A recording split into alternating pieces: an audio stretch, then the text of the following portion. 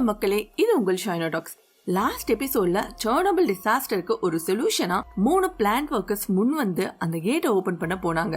அவங்களுக்கு என்ன ஆயிடுச்சுன்னு சொல்லி இந்த எபிசோட்ல நம்ம தொடர்ந்து கேட்போமா? இவங்க 3 பேரையும் உள்ள அனுப்பிட்டு என்னாகுமோ ஏதாகுமோன்ற பதட்டத்துல நம்ம ஹீரோவும் அந்த கமாண்டரும் சில சோல்ஜர்ஸோட வெளியில வெயிட் பண்ணிட்டு இருக்காங்க. அந்த டைம்ல நம்ம ஹீரோ கிட்ட இந்த கமாண்டர் கேக்குறாரு, அட் எனி சான்ஸ் இந்த தண்ணியா அவங்களுக்குள்ள வாய்ப்பு இருக்கா அப்படின்னு கேட்கும் பொழுது நம்ம ஹீரோ சொல்றாங்க, ஆமா அதுக்கு நிறைய வாய்ப்புகள் இருக்கு. இப்படி அவங்க பேசிட்டே இருக்கும் பொழுது உள்ள போன அந்த 3 பிளான்ட் ஒர்க்கர்ஸும் சேஃபா அந்த வால்வை ஓபன் பண்ணிட்டு வெளியில வராங்க.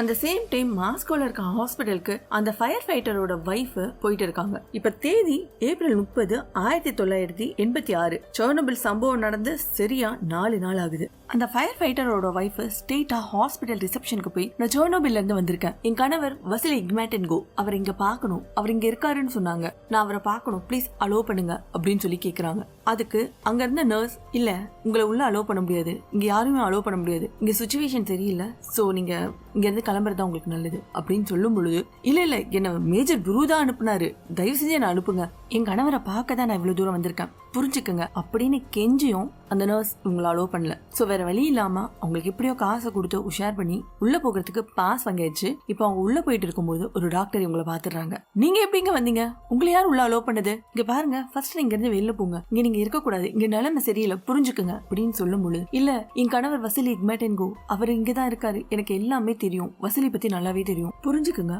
அவர் நிலைமை சரியில்லை, அவர் இப்ப உங்க கணவரா இல்ல, அதனாலதான் சொல்றேன் நீங்க இங்க இருக்க கூடாது, உடனே இங்க இருந்து போங்க அப்படின்னு சொல்லும் போது வேக வேகமா உங்க பர்ஸ்ல இருந்து பணம் எடுக்கிறாங்க. அதை பார்த்த டாக்டர், இல்ல இதெல்லாம் எனக்கு ஒண்ணும் வேணாம், ப்ளீஸ் நான் எங்க கணவரை பார்க்கணும் அப்படின்னு சொல்லி கெஞ்சும் பொழுது, ஓகே ரூம் நம்பர் 15ல இருக்காரு, ஆனா உங்களுக்கு 30 மினிட்ஸ் தான் டைம், உடனே இங்க போயிடணும், இல்லன்னா நான் அனுப்பி விட்டுருவேன் அப்படின்னு சொல்லிட்டு அலோ பண்றாங்க. உடனே அவங்க ரூம் நம்பர் 15 போய் பாக்குறாங்க. அங்க வசலியும் அவரோட ஃப்ரெண்ட்ஸும் சேர்ந்து கார்ட்ஸ் விளையாடிட்டு இருக்காங்க. இவங்க பார்த்த உடனே பயங்கர ஹாப்பி ஆயிடுறாங்க. வசலியும் இவரை பார்த்துட்டு, உன்னை விட்டு எங்கேயுமே தப்பிச்சு ஓட முடியாதுன்னு நினைக்கிறேன், எங்க இருந்தாலும் தேடி வந்துடுற அப்படின்னு சொல்லி சந்தோஷத்தை 2 பேரும் பகிர்ந்துக்கிறாங்க. அப்ப வசலியோட முகத்துல இந்த ரேடியேஷனால ஏற்பட்ட இன்ஃபெக்ஷனால பாதிப்படைஞ்சிருக்கு. அந்த இன்ஃபெக்ஷன் அவர் உடம்பு வரைக்கும் பரவி நிறைய காயங்களை ஏற்படுத்திருக்கு. இது எதுக்கு இப்படி இருக்கு, இவருக்கு என்ன ஆயிடுச்சுன்னு சொல்லி ஒண்ணுமே புரியாத ஒரு சூழ்நிலையில, ஒரு குழப்பமிக்க மனநிலையில அவர் மனைவி இருக்காங்க. அதே சமயத்துல சர்னோபில்ல நம்ம ஹீரோ கமாண்டர் கிட்ட ஒரு மேப்பை காட்டி டென்ஷனா பேசிட்டு இருக்காரு. இது எப்படி நடந்தது, இதுக்கு யாரு பெர்மிஷன் கொடுத்தா, அதுவும் எவாக்குவேஷன் ஜோன் 30ன்னு யாரு டிசைட் பண்ணா,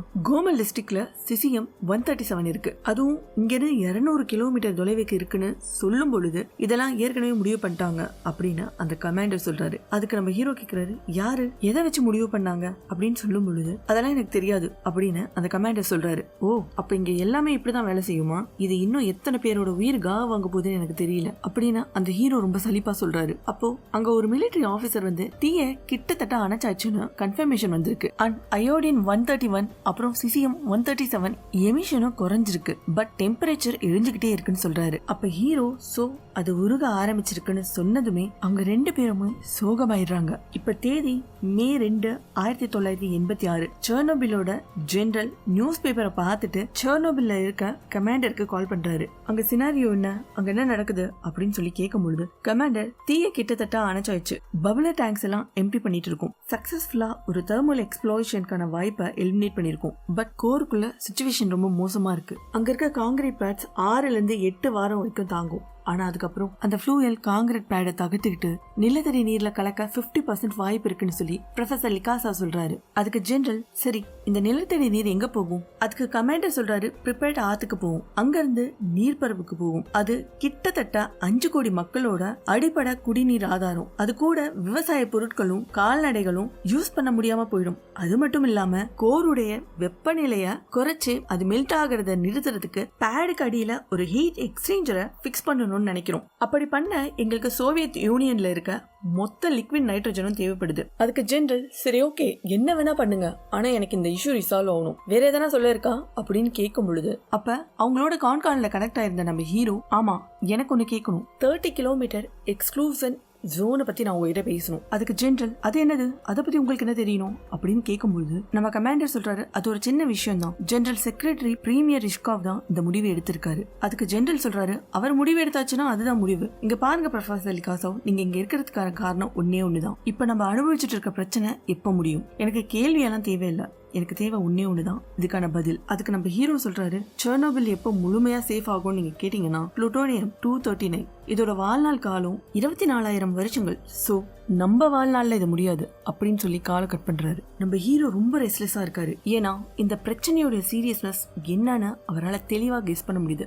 பட் இவர் சொல்றதுதான் யாருமே முழுசா புரிஞ்சுக்க மாட்டாங்க. அப்பதான் நம்ம கமாண்டர் ஹீரோவை கம்பல் பண்ணி வாக்கிங் கூட்டு போறாரு. அப்ப நம்ம கமாண்டர் ஹீரோவை பார்த்து கேக்குறாங்க, நம்ம பசங்களுக்கு என்ன ஆகும் அப்படின்னு கேட்கும் பொழுது நம்ம ஹீரோ கேக்குறாரு, எந்த பசங்க? அதுதான் அந்த டிரைவர்ஸ், ஃபயர் ஃபைட்டர்ஸ், கண்ட்ரோல் ரூம்ல இருந்தாங்களா அவங்க எல்லாருக்குமே அந்த ரேடியேஷன் அவங்களுக்கு குறிப்பா என்ன பண்ணும்? அதுக்கு நம்ம ஹீரோ பதில் சொல்றாரு, அவங்க எந்த அளவுக்கு ரேடியேஷன்ல எக்ஸ்போஸ் ஆனாங்களோ அந்த அளவுக்கு அந்த அயனைஸ் ரேடியேஷன் அவங்களுடைய செல்லுலர் ஸ்ட்ரக்சரையே கிழிச்சிடும். அதனால தோல்ல காயங்கள் ஏற்படும், அது ரெட் ஆகும், அப்புறமா கொஞ்சம் கொஞ்சமா அது கருப்பாயிடும். அதுக்கப்புறம் அது படிப்படியா குணமாகற மாதிரி தான் இருக்கும். ஏன் அவங்க ஆரோக்கியமா கூட இருப்பாங்க. ஆனா அது எதுவுமே உண்மை இல்ல. இது யூஸ்வலா 1 or 2 days தான் இருக்கும். ஆனா அதுக்கு அப்புறம் தான் செல்லுலர் டேமேஜ் பெருசாக ஆரம்பிக்கும். அதை தொடர்ந்து போன் மேரோ சாக ஆரம்பிக்கும். அவங்களுடைய உடம்புல எதிர்ப்பு சக்தி சுத்தமா இருக்காது. அண்ட் மென்மையான உறுப்புகளும் திசுக்களும் அழுக ஆரம்பிக்கும்.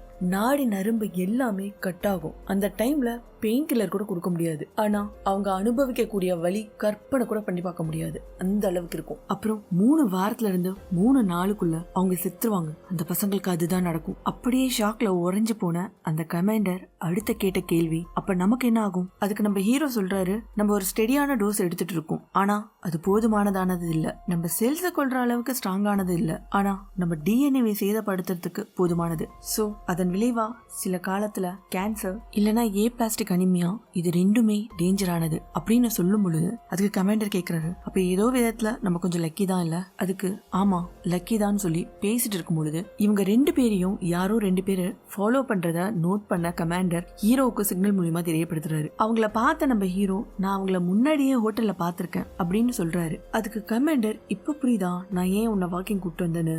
ஏன்னா நம்ம வேலை செய்யற இடத்துல பக் வச்சிருக்காங்க. அது மட்டும் இல்ல, நம்ம ரூம்ஸ்ல இவ்வளோ ஏன் நம்ம யூஸ் பண்ற பாத்ரூம்ல கூட பக் இருக்கு. அதுக்கு நம்ம ஹீரோ சொல்றாரு, சோ நம்மள ஃபுல்லா ஃபாலோ பண்றாங்களா? ஆமா, பட் இப்ப நம்ம அவங்கள ஓபனா பாக்குறோம். ஏன்னா நம்மள அவங்க தெரிஞ்சுக்கணும்னு நினைக்கிறாங்க. அங்க இருந்து நேரா ஹீரோயினை போய் மீட் பண்றாரு. அங்க ஹீரோயின் ஒரு பேப்பரை காட்டி, இதை பாத்தீங்களா, ஃப்ளூயல் நம்ம நினைச்சதை விட வேகமா பரவிட்டு இருக்குன்னு சொல்லும் பொழுது, எஸ் ஐ நோ, பட் என்கிட்ட ஒரு பிளான் இருக்கு. அது என்ன, ஹீட் எக்ஸ்சேஞ்சரா அப்படின்னு ஹீரோயின் கேக்குறாங்க. ஆனா எனக்குள்ள எழும்புற ஒரே கேள்வி, இது எப்படி வெடிச்சது? இது பாசிபிளே இல்லல்ல. நான் திரும்ப திரும்ப அந்த ஆர்பிஎம்கே ரியாக்டரை செக் பண்ணும் போது எனக்கு கிடைக்கக்கூடிய ஒரே ஆன்சர், இது இம்பாசிபிள். ஆனா இது எப்படி நடந்தது? அதுதான் ஒன்னும் புரியல. இதுக்கான ஆன்சர் உங்களுக்கு கிடைக்கணும்னா நீங்க இந்த பேப்பர்ல சால்வ் பண்ணா மட்டும் போதாது. அந்த கண்ட்ரோல் ரூம்ல இருக்க எல்லாரையும் போய் மீட் பண்ணுங்க. அவங்க மாஸ்கோல இருக்க ஹாஸ்பிட்டல் நம்பர் 6ல இருக்காங்க. அன்னைக்கு நைட்டு என்ன நடந்ததுன்னு ஒவ்வொருத்தரையா மீட் பண்ணி தெளிவா கேட்டு தெரிஞ்சுக்குங்க. அப்படி தெரிஞ்சா மட்டும்தான் இது திரும்ப திரும்ப நடக்காம நம்மளால பாதுகாக்க முடியும். அவங்க உயிரோட இருக்கும் பொழுதே இதை பத்தி தெரிஞ்சுக்கிறது தான் நம்மளுக்கு ரொம்ப முக்கியம். சோ நீங்க அங்க போங்க, ஒவ்வொருத்தரையும் சந்திச்சு அங்க என்ன நடந்ததுன்னு கேட்டு தெரிஞ்சுக்குங்க. ஆனா நீங்க ரொம்ப கேர்ஃபுல்லா இருங்க. இது ரொம்ப ஆபத்தான ப்ராசஸ். இது உங்களுக்கு நல்லாவே புரியும்னு நினைக்கிறேன். நீங்க சேஃப் அண்ட் செக்யூரா இருக்கிறது ரொம்பவே முக்கியமானது. சோ நம்ம ஹீரோ சொன்ன மாதிரி ஹீரோயின் மறுநாள் கிளம்பி அந்த ஹாஸ்பிட்டலுக்கு போறாங்க. அங்க என்ன நடந்தது, அவங்க யாரை சந்திச்சாங்க, இந்த பிரச்சனைக்கான காரணம் என்ன, யாரால இந்த பிரச்சனை உருவானதுன்னு சொல்லி தொடர்ந்து கேட்போம். Stay tune with me. நீங்கள் கேட்டுக்கொண்டிருப்பது உங்கள் ஷைனா டாக்ஸ்.